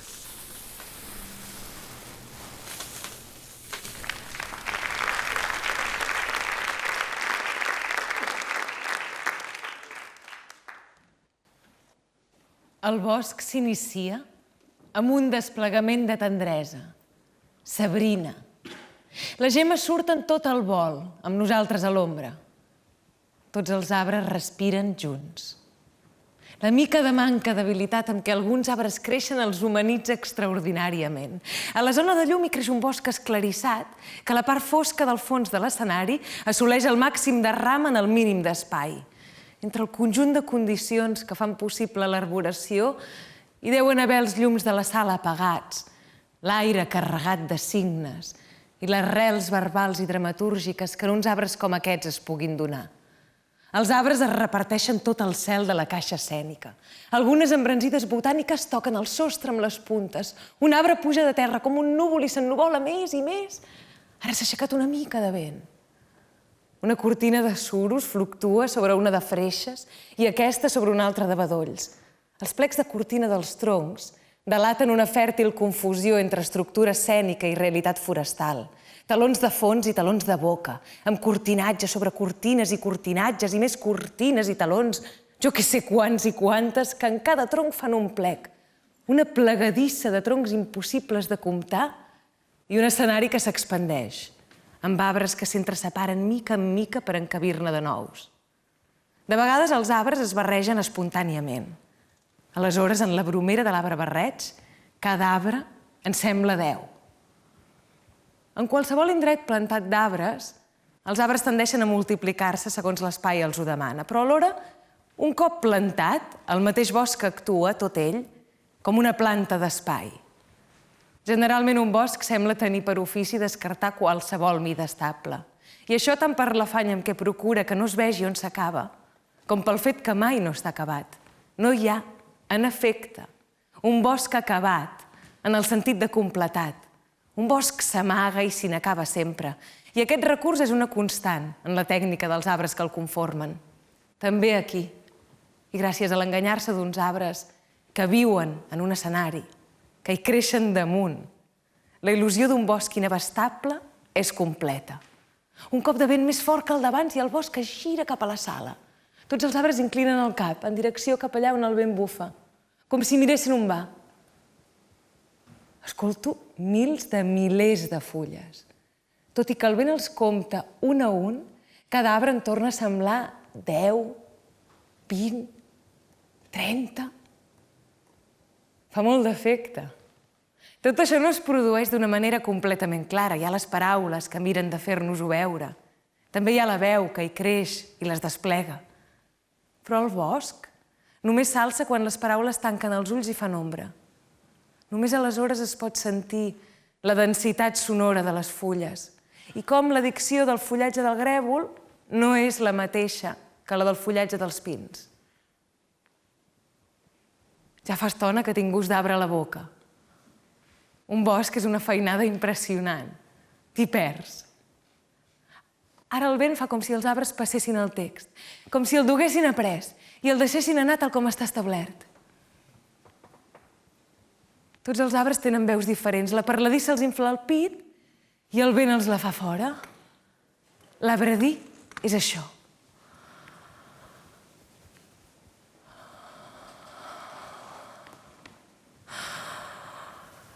Amb la potència forestal i la potència locutiva juntes, arbres paraula i arbres parlants entren en un gran esponjament. L'espessor augmenta, la seva doble expansió verbal i forestal costa poc de donar-se, com els arbres tenen cada vegada més acció en la paraula que els diu, més ufana, més vida pròpia. D'entrada els arbres viuen instal·lats en el so, drets sobre el pa de so, però de seguida lluquen. Pel seu compte, i en tant que esdeveniments expressius s'enramen i sonen. Certament el comportament de les paraules, un cop han pres figura, resulta imprevisible. La natura visionària que se'ls cria dins té els seus drets. I un cop criades, figures i figuracions se'ls fan valer.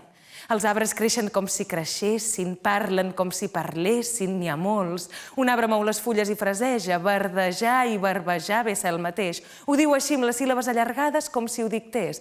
Un altre sembla fer un esforç per dir alguna cosa i no li surt res. Ho intenta diverses vegades.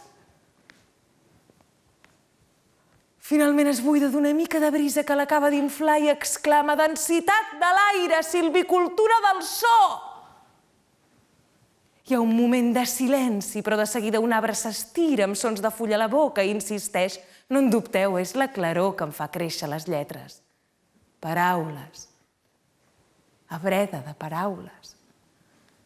Mentre la més alta de totes, que fa unes branques humaníssimes, arrufa les fulles i calla, unes quantes repeteixen alhora. Dit i fet, dit i fet. Mica en mica l'espai es va ennegrint d'arbres. Les fulles se'ls hi confonen. Tot just si s'endevina un corriol, que per avançar separa lleugerament la cortina de troncs. Una paraula es trenca. Hi ha arbres difícils d'assolir, sento que diu. Actuen les paraules, doncs. Ara mateix, davant del terra de fusta de l'escenari i l'ufana d'arbres que treu, una persona del públic diu mireu. De tants arbres gairebé és de nit. Em pregunto si es pot adaptar un bosc al teatre. Si es pot fer una adaptació teatral a partir d'uns arbres concrets. En el bosc, els arbres dubten entre tenir posicions i tenir amagatalls. De fet, tot fa pensar que els arbres que queden reclosos, sense posició visible, són els més lliures. Si més no, un bosc sembla constituït sobre la confiança que hi ha arbres que no seran mai comptabilitzats. Com es pot combinar un cert grau de clandestinitat amb les lleis de l'espectacle, que potser es pot passar desapercebut i atraure l'atenció alhora? Hi ha un espai de joc possible entre aquests dos comportaments? Arbre. La paraula té gust de llenya, en dir-la puja una olor dolcenca de saba, una mica amargant. Arbre, arbre, arbre. Tota l'estona que desplaço la paraula d'aquí cap allà, entre les altres que dic, com si busqués un sot on plantar-la definitivament. O potser no faig més que repetir-la fins que ja no vulgui dir arbre, sinó que ho sigui, regruixida i densa la paraula, de pronunciar-la tants de cops. Qualsevol repetició sol tenir un caràcter de pregària, d'imprecació. Arbre, arbre, arbre. També la terra repeteix la paraula, com si cada arbre real fos una manera de dir-la, com si hi haguessin boscos i més boscos, per raó de tantes maneres diferents com la paraula es pot dir. M'afiguro la lletra boscatera d'un relat, en què cada paraula alça un arbre. I cada arbre alçat deforma la paraula segons li convé. També m'hi afiguro alguna paraula podada amb ofici, amb vistes a una sonoritat determinada. A mig de figurar-m'ho, se'm formen a la boca uns pinyols d'arbre. I així que els pinyols lletra neixen, els escupo a l'escenari i s'hi fan. Són 6 o 7 arbres petits i grassonets, com una aglopada de fulles i branquillons.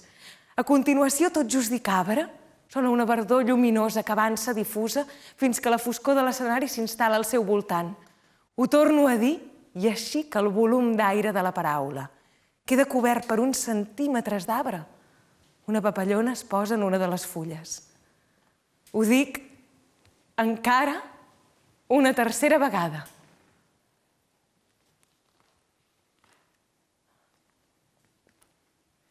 I un tercer arbre compareix. És un arbre fet i dret, acaba de formar-se, però per l'aspecte pot tenir ben bé uns 50 anys. Criatures de paraula. I una actuació d'uns 12 minuts en pauses. Ara més curtes, ara més llargues, per deixar que les paraules creixin. Per deixar-les que com els arbres surtin sense marxar d'allà on surten, sense anar-se'n, compactades i descloses, en una surgència lenta i constant. Prodigalitat botànica, cultiu sonor, llindars vivents de la paraula i l'espera amb els successius lletraneixos que en fan una prodigiosa imatge actuant. L'actuació forestal de les paraules, probablement, em planteja una altra de més adequada a un escenari com aquest, com seria la programació d'un bosc interpretat per actors, un bosc pacientment representat. En el benentès que l'ofici d'encarnar un personatge pugui servir per enllenyir un arbre, esclar. L'arborament d'un cos, doncs, a partir d'un abró, d'una bresa, més per fer que per dir. Però què és exactament fer d'arbre? Com és una vida d'arbre? Pot un escenari d'una terra suficient a un aprenent d'arbre? Això és, hi ha algú capaç de plantar-se a un escenari i respirar ni que sigui uns minuts. La respiració d'un arbre. Probablement el que reclama abans que res, el fet de jugar a arbres i a provar de ser-ho, és un no personatge. Una no personalitat trobada, per lliurar-la a qualsevol arbre que es busqui la vida. Després ja no s'ha de fer res més que actuar d'una manera mansa i alhora forta tota l'estona per deixar que l'arbre visqui simplement a través del que fem. No sé pas fins a quin punt una sensació d'arbre que arribem a experimentar dona una presència externa d'arbre. Tampoc no sé en quina mesura un determinat parentiu suscitat o endevinat amb els arbres ajuda a suplantar-ne la identitat l'estona que sigui. No ho sé. En tot cas, en qualsevol intent de sincronia entre figura i figurant d'arbre, el figurant no ha de procurar tant de semblar-se a la figura com d'oblidar-s'hi. Només hem de pensar en els arbres majestuosos de la majoria d'imatges de culte. Unes imatges adorades en fusta, sense apenes semblança amb l'arbre en què han estat tallades, però amb una identitat i una proximitat amb ell del tot radicals. Tant és així que en qualsevol forma de devoció que adrecem a aquestes imatges s'hi desvetlla un fons de culte arbori ben net i evident. Amb aquest ofici manual de fer-se arbres, les paraules han anat alçant un verd tènue, que amb el temps s'ha anat convertint en una verdor molt més enfosquida. Ara aquesta verdor s'estén de cap a cap, com un decorat que treballa, que interpreta. Un petit vern i diu: mireu, un actor tallat en fusta. I acompanya la frase d'un gest amb les branques. Fa una mica de vent i algunes fulles brillen. Malgrat la seva naturalesa auditiva, tot plegat és ben real. Un pin dormiscat jove deu tenir prop de 10 anys. Ratifica: aquest és el meu cos. Arbres paraula, actors paraula. L'escenari té una experiència llarga de visions sonorament solubles. I aquesta ho és de debò. Per més que per moments puguin semblar anteriors a la paraula que els diu, fins i tot anteriors a qualsevol paraula, aquests són uns arbres crescuts de viva veu i en públic. És l'experiència pública d'uns arbres verbalíssims, prou més lletruts que llenyuts, com si fossin ells que m'haguessin posat les paraules a la boca i l'escenari al davant. I jo sentís una musculació irresistible que em fes dir el que n'he dit sense controlar-ne del tot l'emissió. Arbres parlants, doncs, i arbres parlats, que en el punt de callar es transparenten tots alhora. I morts de ganes i de misteri de viure, deixen l'espai llenya apagat.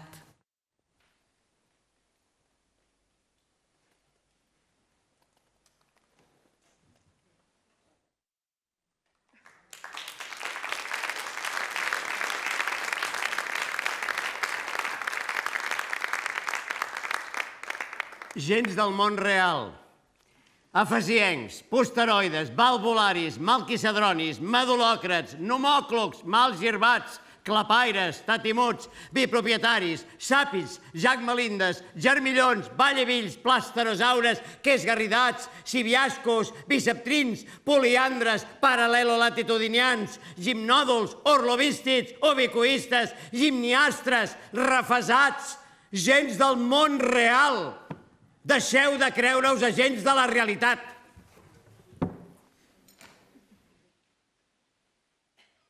L'any passat, quan el Xavier Albertí em va dir per telèfon: aprofita que ets a Roma per anar a veure els llocs que Pasolini s'estimava, no imaginava que també acabaria anant al Museu Criminològic.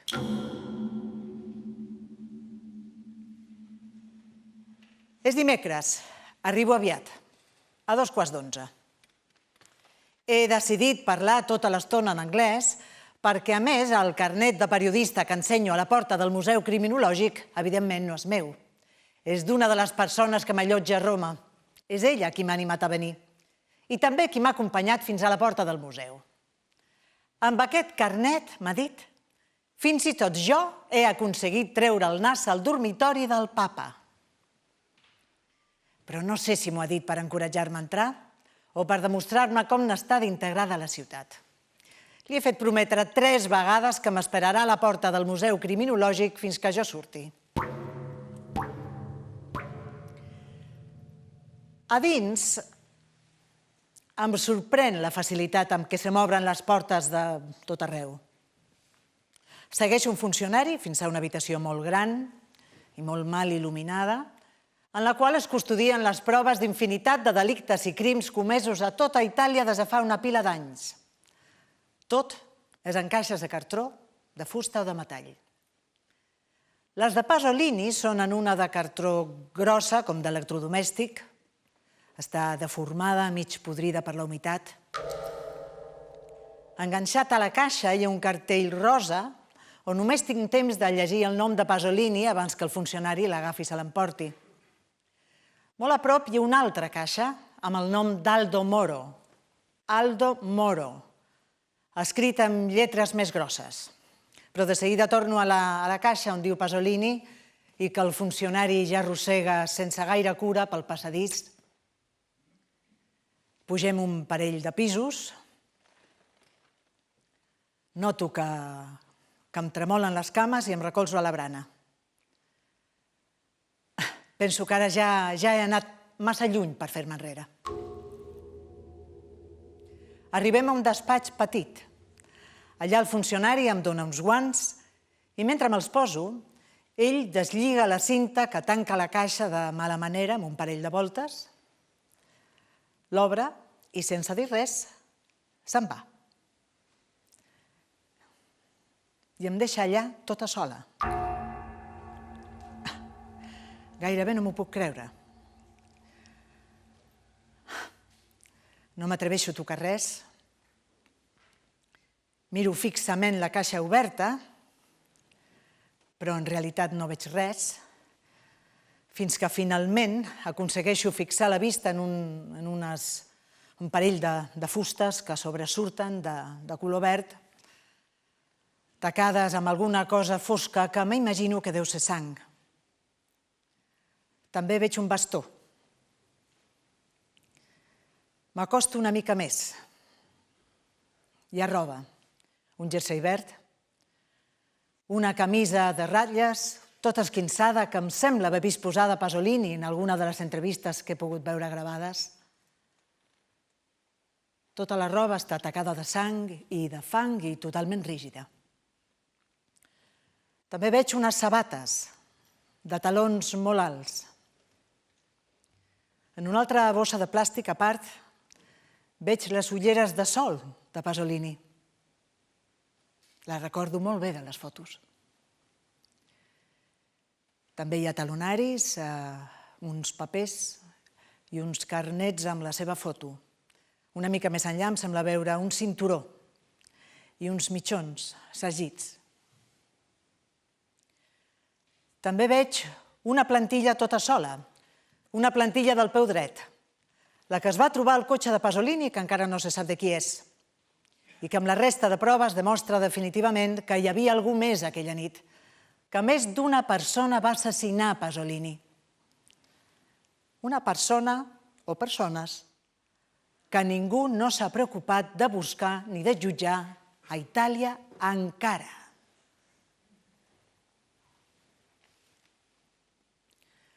Torno a fixar en la roba. Totes les peces són molt estretes, com si no fossin de gent gran, sinó d'algun adolescent. Tant les de Pasolini com les del noi que era amb ell aquella nit. És una roba a la moda d'aquell temps, que segurament va ser comprada per agradar i per seduir. I que ara és aquí, com a prova d'un assassinat terrible. L'última cosa que aconsegueixo veure és una bossa de plàstic més petita, on hi ha cabells i uns trossos de fusta. M'asseco en una cadira i tanco els ulls. Tinc la sensació que em torna a rodar el cap com abans a l'escala. Però on és el funcionari? Per què no torna? Com és que m'ha deixat sola? De sobte, no sé ben bé per què, dic en veu alta en anglès. Això és un escàndol.